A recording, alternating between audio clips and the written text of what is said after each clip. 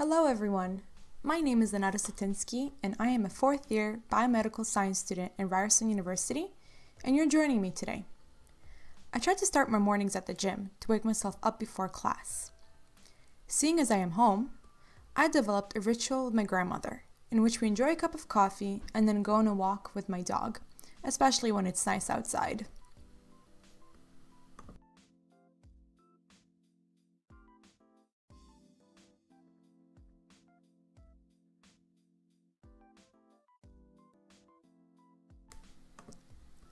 The next thing I try to do right before starting my week is to plan it out. I write out all my due dates, events I look forward to, and other dates to keep in mind. This helps me visualize my tasks and plan for my week accordingly. I've been very fortunate to partake in many extracurriculars. I have a part-time job and I volunteer, so keeping organized is the only way I can make sure that I am on top of everything. The way I do this is by writing on my whiteboard once a week and seeing everything that I have to do.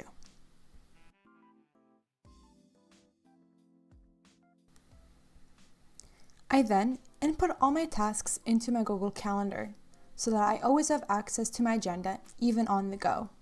This is once again color-coded so that I can really see what I have to do, and Google Calendar has been a lifesaver ever since first year. After that, I begin my day by doing the smaller tasks first so I get them out of the way. Here, I'm submitting an abstract so that I could present at Ontario Biology Day. I then have 4 hours of back-to-back class. Before starting, I make sure that my environment is clean with the least amount of distractions. I also try to make sure that everything I need is within reach so that I won't need to get up and break my concentration. Each prof has their own teaching style, which means that students need to adapt their studying and note-taking style to ensure optimal learning. Here, for one class, I learned that the best way to take notes is using OneNote, and for the next class I have, it would be best to take notes directly on the PowerPoint.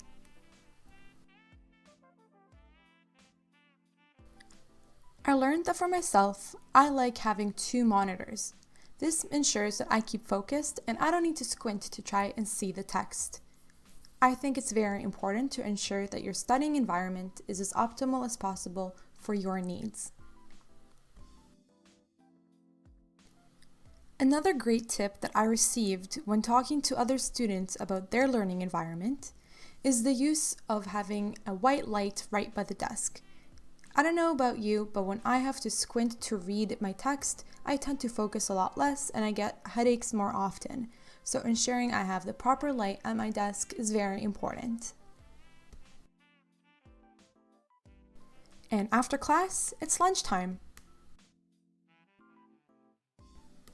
I then have a lab meeting with my supervisor, in which the next steps of the experiment are laid out. My thesis is focused on engineering proteins that will be used for the development of a cheap and portable device to test COVID-19 immunity and vaccine efficacy. Here, I'm writing in my digital lab notebook and drawing a diagram for the genetic engineering I will perform today.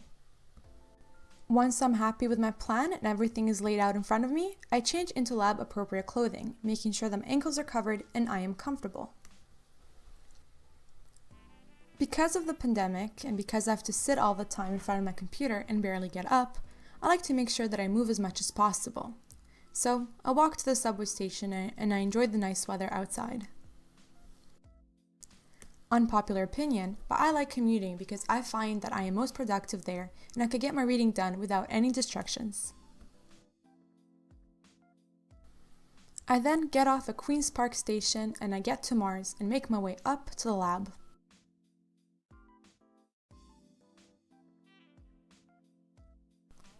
Mars is a beautiful and new research facility in which collaboration is fostered.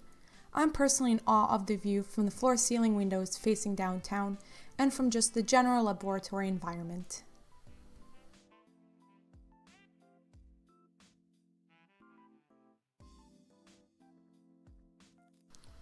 Today we have quite a few tasks, but the first task that we will tackle is called mini prep. Mini prep involves taking a culture of bacteria cells that was grown overnight, opening it up and isolating its genetic content called plasmid. We begin by spinning down the media to get a pellet of cells.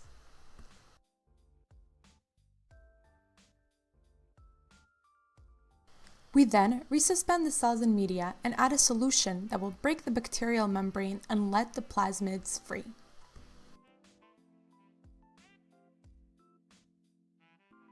After stopping the reaction, we will transfer the solution to a tube with a filter on the bottom to capture the genetic material.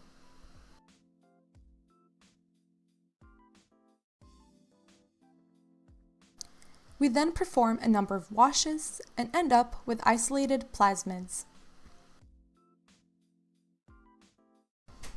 Now that the genetic material is isolated, I need to know its concentration, and I do this via a machine called nanodrop.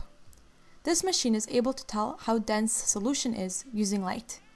I make sure to note down all the concentrations so that I can move on to the next step, sequencing.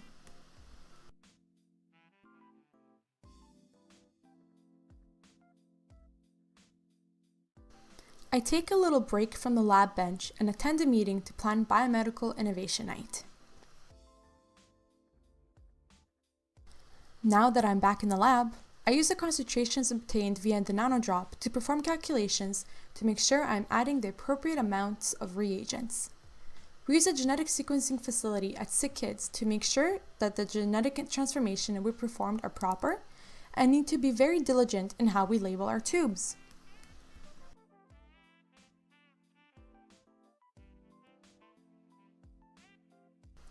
After the addition of all the needed reagents, I spin the tubes down and place them aside.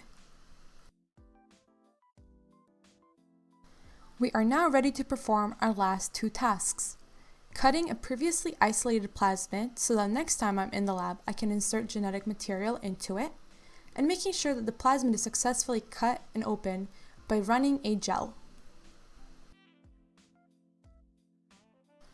I am using restriction enzymes that recognize specific sequences in the DNA and cut them in the appropriate places.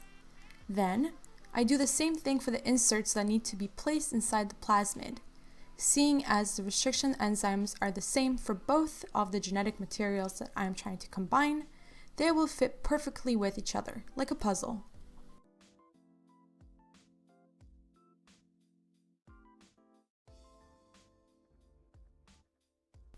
I then load an agarose gel with a ladder and samples and run it. Smaller DNA sequences will run further, and larger ones will get stuck at the top.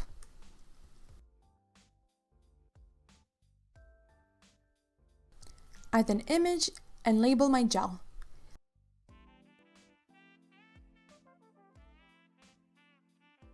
I could see that my digestion with the restriction enzyme was not successful, so I can move on to the next steps of extracting the gel. By being in the lab, I learned that a big part of science is also getting unsuccessful results. Now, unsuccessful experiments are not necessarily to be looked at as failures. They're just nudges to try again or a different approach.